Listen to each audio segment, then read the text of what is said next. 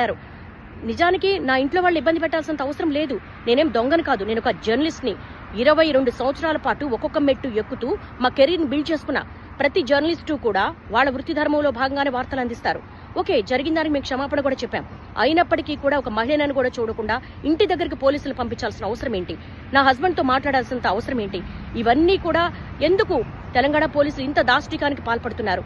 ఒక మహిళా జర్నలిస్టు పట్ల నేను కూడా మహిళనే కదా. ఓకే, ఒక మహిళకి ఇబ్బంది జరిగింది అని మాట్లాడినప్పుడు నాకు మహిళనే, నాకు ఒక సెల్ఫ్ రెస్పెక్ట్ ఉంటుంది, నాకు ఒక కుటుంబం ఉంటుంది.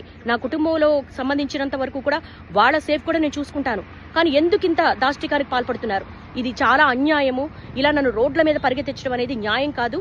నేను నా వృత్తి ధర్మంలో భాగంగానే చేశాను, స్టేట్మెంట్ కూడా ఇచ్చాను, ఎక్కడికి పారిపోలేదు. కానీ తెలంగాణ పోలీసులు ఈ విధంగా సెర్చ్ చెయ్యడము, ఆఫీస్ దగ్గరికి రావడము, ఇంటి దగ్గరికి రావడం అనేది చాలా అన్యాయం. ఈ దాష్టికాన్ని ప్రతి ఒక్కరు ఖండించాల్సిన అవసరం ఉంది.